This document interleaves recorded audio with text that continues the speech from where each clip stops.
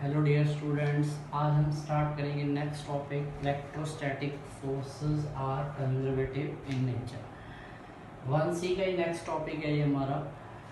Electrostatic forces जो होती हैं वो कंजर्वेटिव नेचर की फोर्सेस होती हैं।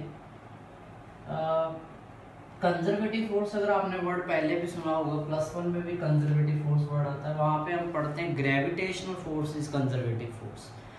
यहाँ पे हम एक एग्जांपल और दे रहे हैं आपको कि कंजर्वेटिव फोर्स, इलेक्ट्रोस्टैटिक फोर्स भी कंजर्वेटिव फोर्स होती है। Like gravitational force is conservative force, electrostatic force is also conservative force.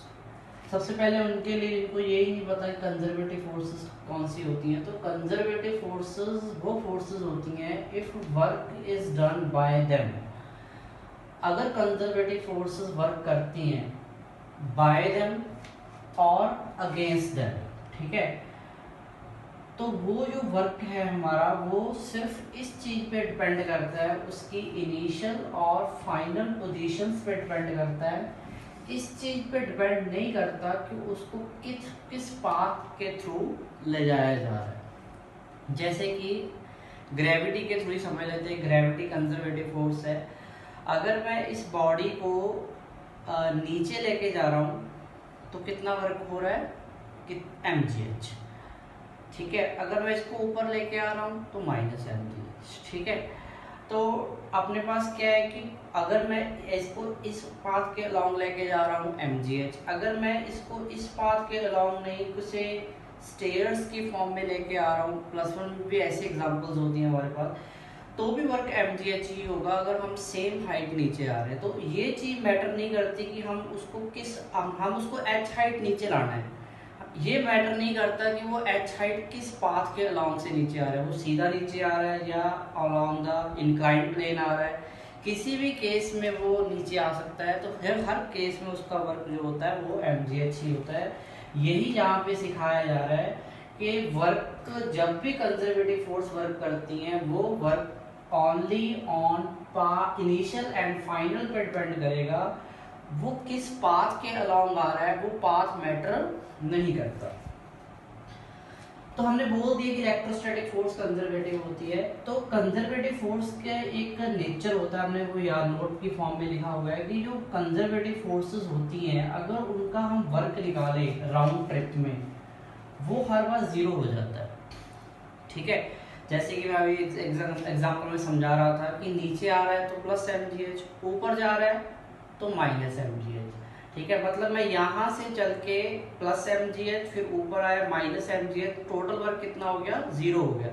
मैं जिस पास से पॉइंट से स्टार्ट हुआ था उसी पॉइंट पे अगर मैं वापस आ रहा हूँ तो मेरा राउंड ट्रिप बन जाएगा, और राउंड ट्रिप में जो मेरा वर्क हो जाएगा वो हर बार 0 हो जाता है।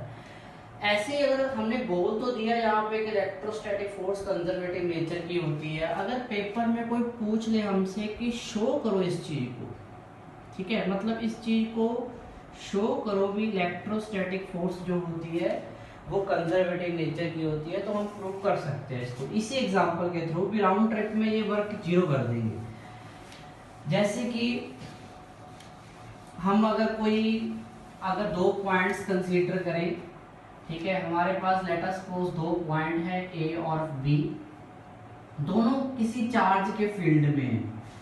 तो वो हमें कोई मतलब नहीं है किस चार्ज का फील्ड है, बस हम यहाँ पे लिख देंगे लेट अस कंसीडर 2 पॉइंट्स। हमारे पास 2 पॉइंट्स हैं ए and be in electric field.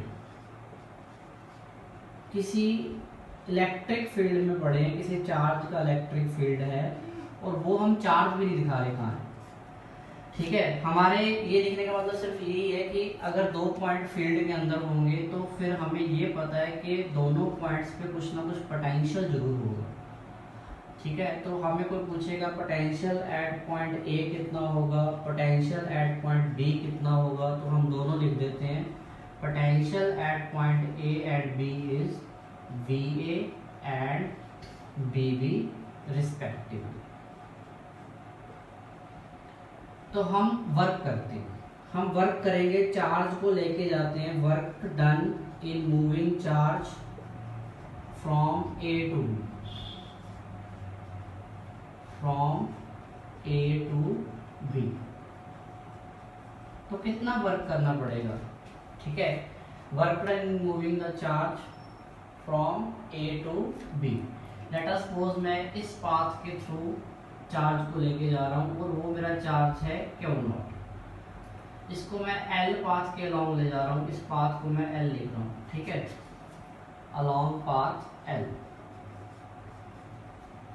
तो लास्ट लेक्चर अगर आपको याद होगा, work done from A to B, अगर A to B work done निकालेंगे वो तो एनर्जी है, बट अगर वर्क पर यूनिट चार्ज निकालेंगे, ठीक है, तो पोटेंशियल डिफरेंस बन जाएगा। अब अगर ए से बी लेके जा रहे हैं तो वो पोटेंशियल डिफरेंस किस पॉइंट में से किस पॉइंट का माइनस कर देंगे, वी बी माइनस वी, ठीक है, क्योंकि ये पोटेंशियल डिफरेंस निकलेगा, क्योंकि लास्ट लेक्चर में बताया था कि दोनों पॉइंट फील्ड के अंदर है। ऐसे अगर हम बी से ए आएंगे तो कितना वर्क करना पड़ेगा, ठीक है। अगर हम देखेंगे work done in moving the charge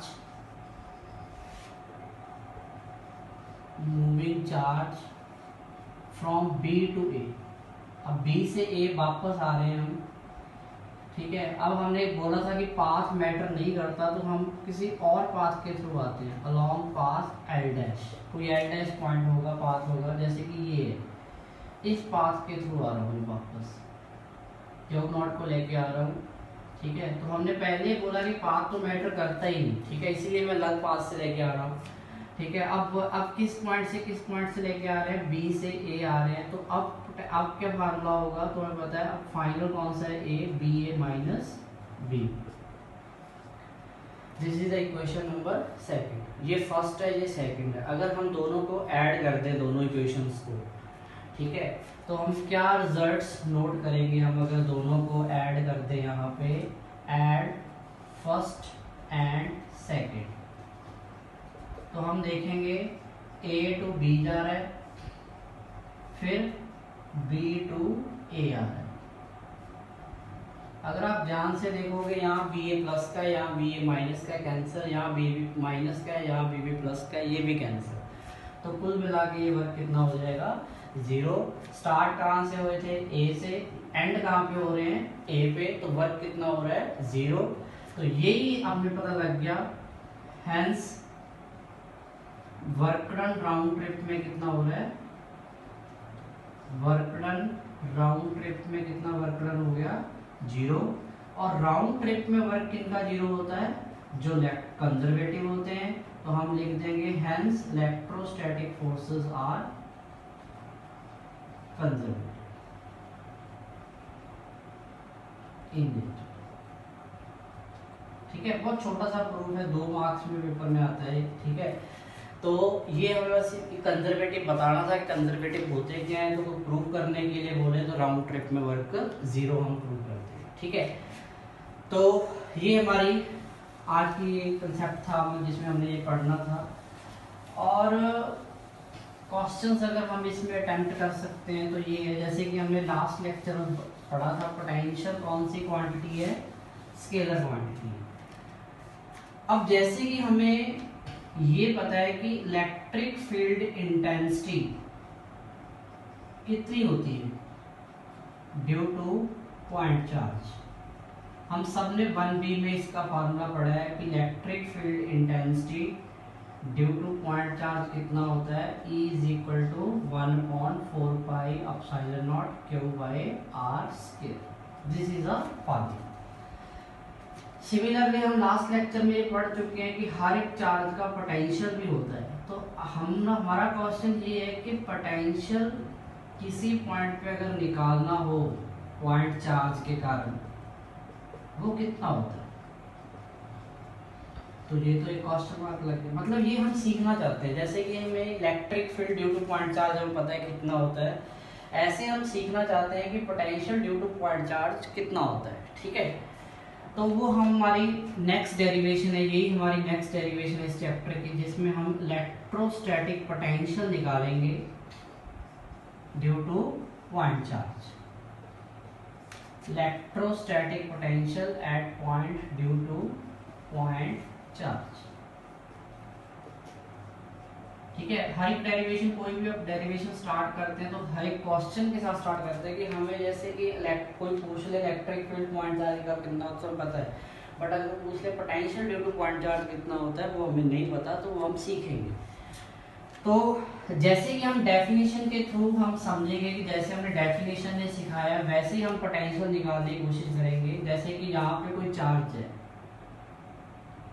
Q, ठीक है, इसी चार्ज का फील्ड है, ठीक है, इस पॉइंट ओ पॉइंट पे पड़ा है, और इस चार्ज के कारण हमें पता है कि यहाँ कोई पॉइंट है, let us suppose an point, यहाँ पे कोई ना कोई फील्ड जरूर होगा, इस कोई फील्ड भी होगा, वो तो हमें पता है कितना होगा कि ये r डिस्टेंस दूर है ये पॉइंट, तो फील्ड तो हमें पता है यहाँ पे कितना होगा इलेक्ट्रिक फील्ड, बट हम देखना चाहते हैं कि इस चार्ज का यहाँ पे पोटेंशियल कितना होगा।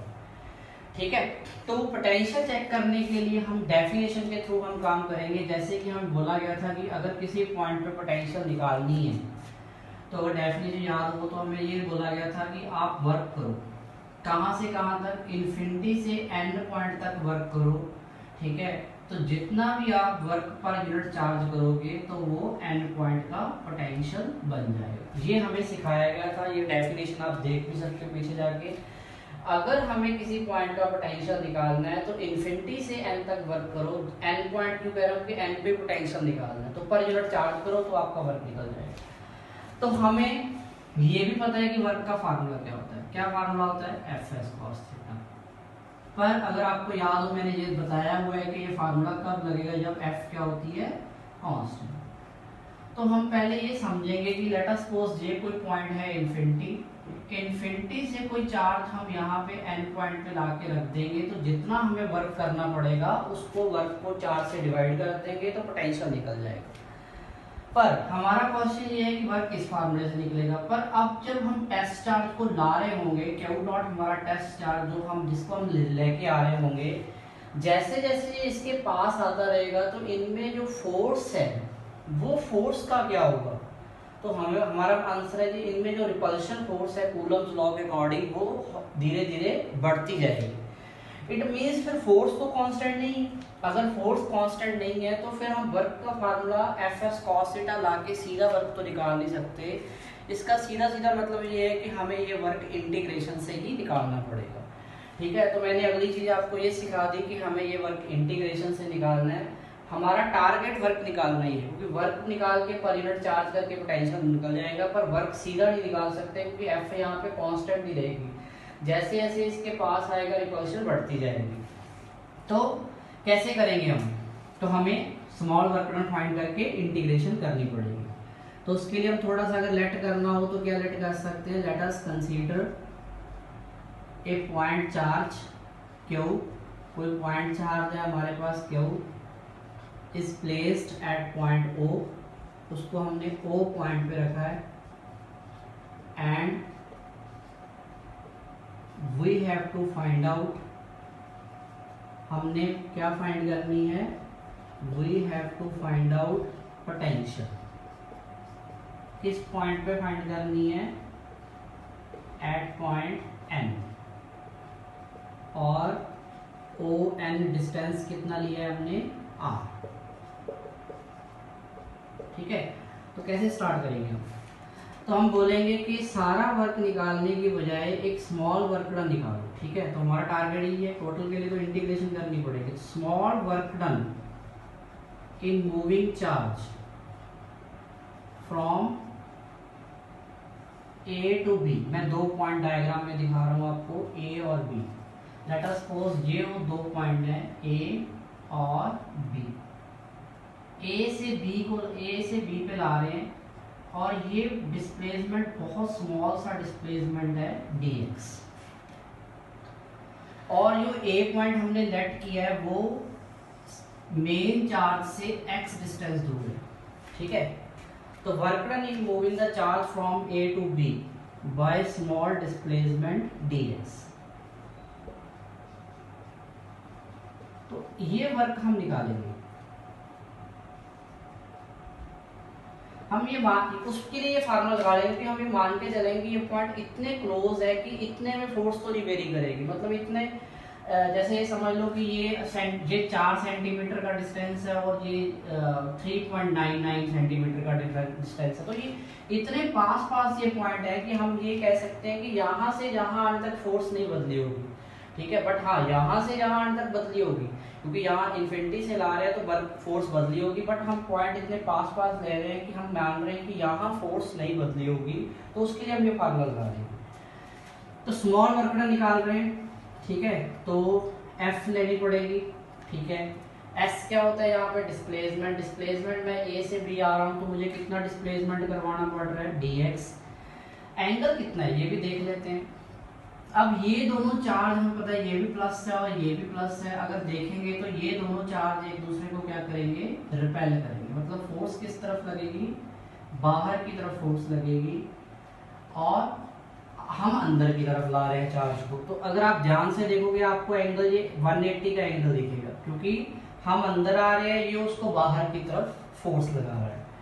तो अगर हम देखेंगे cos 180 कितना होता है? -1। तो cos 180 की यहाँ पे वैल्यू पुट कर देंगे, तो -f dx। तो हमारा अगला काम ये है कि f कितनी है, f भी तो बताओ कितनी है। तो हम f को देखने के लिए कूलम्स लॉ के पास चले जाएंगे। f का फार्मूला कूलम्स लॉ के अकॉर्डिंग कितना होता है? 1/4 pi epsilon not Q1 Q2 bye r²। तो ये फार्मूला अगर हम यहाँ पे लगा दें तो dw कितना हो जाएगा? माइनस, पहले f की वैल्यू यहाँ से फिल करेंगे, ठीक है। 1/4 pi epsilon not, charge Q1 Q2, कौन कौन से चार्ज है? Q है एक, तो एक हमारा चार्ज Q0 है, ठीक है। तो डिस्टेंस कितना है? अगर हम A पॉइंट पे हैं, A पॉइंट का वर्क निकाल रहे हैं A से B तक, तो A तक का डिस्टेंस अगर आप देखोगे तो कितना है? x है इंटू dx, ठीक है। तो ये हमारा स्मॉल वर्क डन आ गया। अब टोटल वर्क के लिए हम यहीं पे क्या कर देंगे? इंटीग्रेशन कर देंगे। होप सो सबको इंटीग्रेशन आती होगी, तो हम टोटल वर्क के लिए यहाँ पे इंटीग्रेशन निकाल देंगे। इंटीग्रेशन के लिए हमें लिमिट्स चाहिए होंगी, तो लिमिट्स हम डेफिनेशन से ही फिल कर लेंगे, ठीक है। जैसे कि हमें पता है चार्ज कहाँ से कहाँ तक आ रहा है, तो आप डेफिनेशन को थोड़ा सा अपने माइंड में रिमाइंड कर सकते हो कि चार्ज एक्चुअल में कहाँ से कहाँ आ रहा है।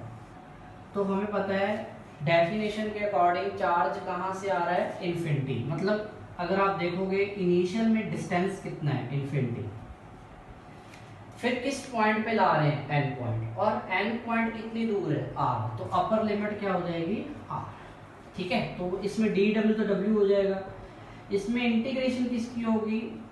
अगर आपने +1 में भी एक दो इंटीग्रेशन ऐसी की होंगी, तो हमें पता है यहाँ पे x² की इंटीग्रेशन होगी, तो dx बाई x², इन्फिनिटी से r। तो यहाँ पे हम इसकी इंटीग्रेशन को अटेम्प्ट करना है, ठीक है।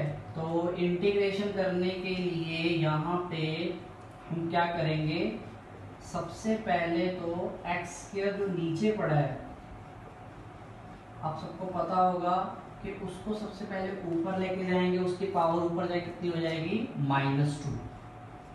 उसके बाद रूल क्या कहता है? रूल ये कहता है कि पावर को इंक्रीज कर दो, तो हम पावर को इंक्रीज करेंगे बाय इंटीग्रेशन रूल। तो पावर को इंक्रीज करने के लिए -2 में 1 ऐड कर देंगे, जितनी पावर हो जाती है उसी से डिवाइड कर देते हैं, -2 + 1 से ही डिवाइड कर, ठीक है। पावर को पहले ऊपर लेके जाना, टर्म को पहले ऊपर, फिर उसकी इंटीग्रेशन करनी है। तो यहाँ पे अगर आप ध्यान से देखोगे तो क्या टर्म हमारी क्रिएट हो रही है? तो आप देखोगे ये -2 + 1 कितना हो जाएगा? माइनस, एक माइनस बार बढ़ी है, वो माइनस कैंसिल हो जाएगी, ठीक है। Q0 by 4 pi epsilon not, तो कितना बचेगा? x की पावर -1। तो x की पावर जो -1 है उसको हम नीचे लेके जाएंगे, तो उसकी पावर कितनी हो जाएगी? +1, 1/x बन जाएगा ये। अब अगर हम इसमें लिमिट्स फिल कर देंगे, बिल्कुल एक एक स्टेप करके दिखा रहा हूँ मैं, कईयों को प्रॉब्लम आ सकती है तो इसलिए मैं करके दिखा रहा हूँ, ठीक है। कई तो सॉल्व कर भी सकते हैं, ठीक है। x की जगह यहाँ से वैल्यू फिल करेंगे, एक बार r फिल करनी है, माइनस पाके एक बार इन्फिनिटी। 1/∞ अगर किसी को पता हो तो 1/∞ कितना होता है? 1/∞ 0। तो वर्क कितना आ गया? Work is Q naught by 4 pi epsilon naught 1 by R, this is the work. ठीक है, पर हमने क्या बोला था, work is not a potential, work potential नहीं होता, work per unit charge potential होता है। तो हम वर्क को डिवाइड करेंगे चार्ज से, पर कौन से चार्ज से, हर बार टेस्ट चार्ज से डिवाइड करना होता है। मतलब इस क्यू नॉट को आप ये भी मान सकते हो कि इस क्यू नॉट को हम वर्क के नीचे ले गए तो वर्क बाय क्यू नॉट, तो क्या बचा Q by 4 pi epsilon naught into R. तो वर्क बाय चार्ज क्या होता है, पोटेंशियल। तो ये हमारा एक फार्मूला पोटेंशियल का क्रिएट हो गया। तो ये फार्मूला हमने याद रखना है क्योंकि ये तो हमें पता ही था, ये पता लगा हमें। ठीक है, तो वर्क बाय चार्ज करना जरूरी था क्योंकि हमने वर्क निकाल लिया। Potential is work per unit charge, और चार्ज कौन सा होता है, वो टेस्ट चार्ज, इसलिए टेस्ट चार्ज से डिवाइड किया। तो हमें potential due to point charge पता चल चुका है, वो कितना है, Q by 4 pi epsilon naught into R. अगर आप ध्यान से देखो इलेक्ट्रिक फील्ड में यहाँ पे आर स्क्वायर होता है, बस यही एक चेंज आया है। ठीक है, अगर आप potential due to point charge बोलोगे तो यहाँ आर बोल देना है, अगर electric field due to point charge बोलोगे तो यहाँ पे आर स्क्वायर बोल दो। ठीक है, तो होप सो ये आपको लेक्चर समझ आया होगा, ये काफी इंपॉर्टेंट डेरिवेशन है हमारी, आप इसको अटेम्प्ट कर सकते हो। ठीक है, बाकी हम नेक्स्ट लेक्चर में स्टडी करेंगे। Thank you.